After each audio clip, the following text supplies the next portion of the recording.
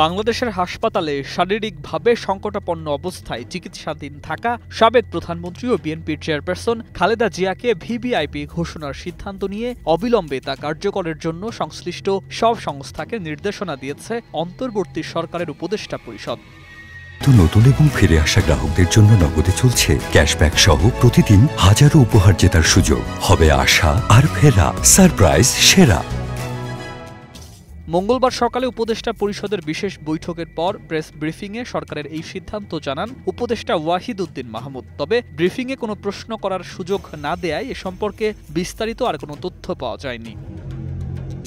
VVIP হিসাবে ঘোষণা করে প্রজ্ঞাপন জারির পর রাষ্ট্রপতি ও প্রধানমন্ত্রীর মতো খালেদা জিয়ার নিরাপত্তায় এসএসএফ মোতায়েন করা হয়েছে। সরকারের এই সিদ্ধান্ত ঘোষণার পর প্রশ্ন উঠেছে যে খালেদা জিয়ার ছেলে ও তার দলের ভারপ্রাপ্ত চেয়ারম্যান তারেক রহমানও দেশে ফিরলে এসএসএফ এর নিরাপত্তা সুবিধা পাবেন কিনা। এসএসএফ এর অধ্যাদেশে খুব গুরুত্বপূর্ণ ব্যক্তিকে শারীরিক নিরাপত্তা দেওয়ার বিষয়টি বলা আছে। ওই একই অধ্যাদেশে ভিভিআইপি মানে রাষ্ট্রপ্রধান ও সরকার প্রধান ছাড়াও বিদেশি রাষ্ট্র ও সরকার প্রধান কিংবা সরকারি প্রজ্ঞাপনের মাধ্যমে গুরুত্বপূর্ণ ব্যক্তি হিসাবে ঘোষিত অন্য যে কোনো ব্যক্তির কথা বলা হয়েছে বলে আইনজীবীরা বলছেন।